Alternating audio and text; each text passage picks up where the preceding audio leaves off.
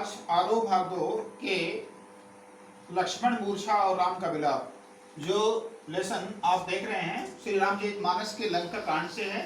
ये गोस्वामी तुलसीदास द्वारा रचित है।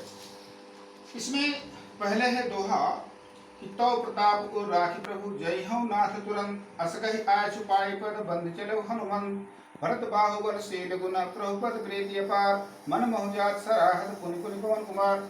यानी जब लंका में लक्ष्मण बेहोश पड़े थे, उनको शक्तिबाण लगा था, उस समय हनुमान जी संजीवनी बूटी का पर्वत लेकर आ रहे थे और उनको अयोध्या के ऊपर से जैसे जा रहे थे, भरत ने एक उल्टा बाण मारा और हनुमान जी पर्वत लिए लिए नीचे गिर गए। और उसके बाद फिर क्या हुआ, थोड़ी ही देर में जब राम राम करते हुए निकलते हैं उठते हैं तो भरत ने सोचा है तो भैया का कोई दूत लगता है, भक्त लगता है। और पास जाने पर जब परिचय हुआ तब उन्होंने बहुत पछताने लगे भरत, और कहते हैं कि ठीक है मैं तुमको अपने बाणों पर बैठा करके तुमको भेज देता हूँ।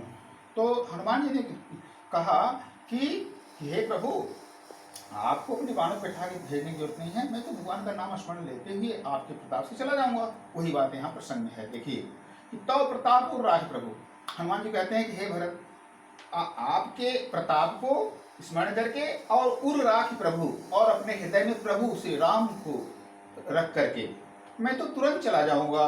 अस कही, ऐसा कह करके आय सुपाई, आज्ञा लेकर के पद बंदी, उनके चरणों की वंदना करके हनुमंत चले।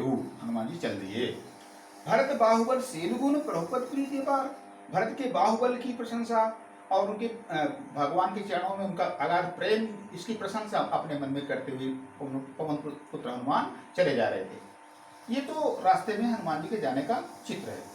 आगे वहाँ क्या दृश्य था, जहाँ अयोध्या, जहाँ के लंका में वहाँ राम लक्ष्मण निहारी, बोले बचन मनुज अनुसारे, अर्धराधि गए कपि नहीं आयो, राम उठाए अनुजुर लायो, सकम दुखित वेश मुइकाऊ, बनु सदा तो मृदुल सुभाऊ, मम हित लाय तजो माता सह विपिन आत बाता। यानी वहाँ राम विलाप कर रहे हैं लक्ष्मण को देख करके, और मनुष्य की तरह से ऐसा प्रलाप कर रहे हैं। कहते हैं कि आधी रात बीत गई, अभी वो बंदर हनुमान लौटा नहीं। ऐसा कह के हनुमान जी, ऐसा कह के राम लक्ष्मण को भेजने लगते हैं और कहते हैं कि तुम तो मुझे कभी दुखी देख नहीं सकता था। हे बंधु, तेरा तो स्वभाव बड़ा कोमल था, मेरे लिए तुमने माता पिता को भी छोड़ दिया और इस जंगल में तुम घोर जंगल में आकर के हिम आतप और बात सहते रहे। तात्पर्य क्या है, मेरे साथ तुमने सारे दुख झेले। सो अनुराग कहाँ भाई, हे भाई, हे लक्ष्मण, वो अनुराग तुम्हारा कहाँ चला गया? उठाओ न सुन मन पर दिखलाई, मेरी वाणी की विकलता को सुनकर के तुम क्यों उठता है?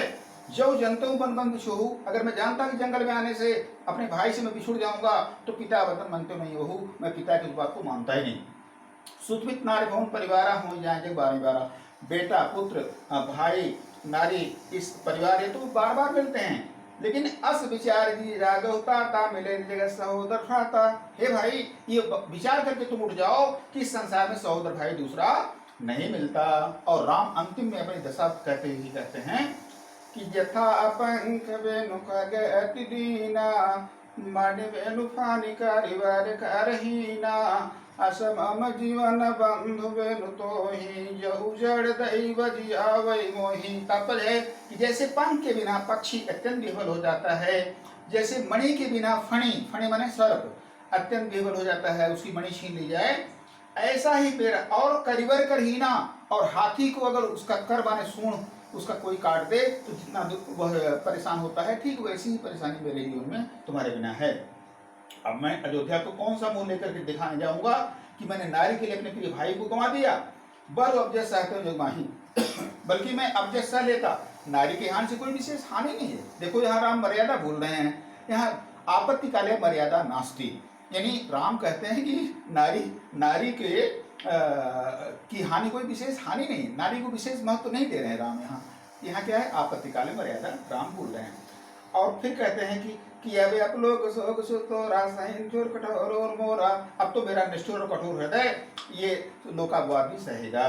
निज जननी के कुमारा तास्तु प्राणाधारा, अपनी माँ का इकलौता बेटा और तुम उसके प्राणों के आधार हो, और तुमको मुझे उसने अपने तुम्हारे हाथ को मेरे हाथ में रख करके सौंपा था। तुम ही गही पानी, पानी माने हाथ, हाथ तुम्हारे हाथ को हमारे हाथ में सौंपा था। अब मैं उस माँ को क्या उत्तर दूंगा? अब उतर कहा गई हो तो जाई, उठ के मुँह सिखाओ भाई, हे भाई मुझको उठकर सिखाते क्यों नहीं हो। इस प्रकार से अनेक प्रकार से सोच विमोचन श्री राम सोचते रहते हैं और उनकी आंखों से राजीव दल नेत्रों से पानी यानी आंसू गिरते रहते हैं। उमा एक खंड भई नरगत भगत कृपाल दिखाई। भगवान श्री राम हैं तो एक, ये भगवान शिव कहते हैं पार्वती से, भगवान तो एक हैं, उनको उनका कोई नष्ट नहीं कर सकता, उनका कोई खंड नहीं कर सकता उनका, लेकिन फिर भी तो मनुष्य की लीला दिखा रहे हैं। अब आगे देखिए सोठा है कि प्रभुलाभ सो निकान विकल भय बांध निकर आए गए हनुमान जिनकर नाम है वीर रस। भगवान के उस प्रलाप को कान से सुनकर के सारे बंदर और भालू दुखी हो गए। इसी बीच हनुमान जी आ जाते हैं, ऐसे आते हैं जैसे करुण रस में वीर रस का आना। यहाँ पर कई रसों का मेल एक साथ है। तब जब हनुमान जी आ गए तो भगवान को विश्वास हो गया, अब तो संजीवनी बूटी आ गई, लक्ष्मण बच जाएंगे।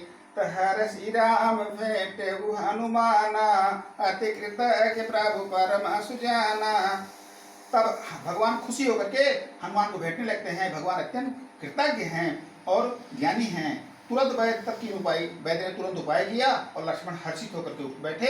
हृदय से लगा के भगवान ने अपने भाई को भेंटा और उसके बाद सभी भालू बंदर जो है प्रसन्न हो गए। फिर हनुमान जी ने वैद्य को वहां पहुंचाया जहां से जैसे लाए थे। यह वृत्तांत सानंद सुने। जब इस वृत्तांत को रावण ने सुना तो अत्यंत दुखी होकर के अपना सिर पीटता है और व्याकुल होकर के कुंभकर्ण के पास जाता है। अनेक जतन करके उस कुंभकर्ण को जो सो रहा था उसको जगाया। जागा नीचे देखी कैसा, जागने के बाद वो कुंभकर्ण राक्षस कैसा दिख रहा है, मानव काल देह धर वैसा, मानो महाकाल शरीर धारण करके बैठा हो। कथा कही सत्य ही मानी। तो रावण ने सारी कथा सुना दिया, किस प्रकार सीता का अपहरण करके लाया था और फिर उसने सब बता दिया कि किस किस तरह से सारे राक्षस गण मारे गए।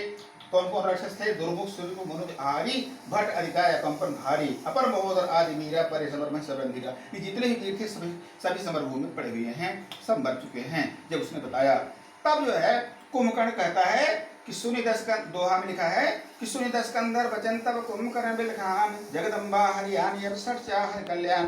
कहता है कि हे दस्कंदर, हे रावण, तुमने तो जगदम्बा जगत माता सीता का अपहरण कर लिया और अब तुम कल्याण भी चाहते हो, अर्थात अब तुम्हारा कल्याण होने वाला नहीं है। ऐसा करके कुंभकर्ण खुद रोने लगा। यहाँ इस तरह से भाव ये पूरा होता है।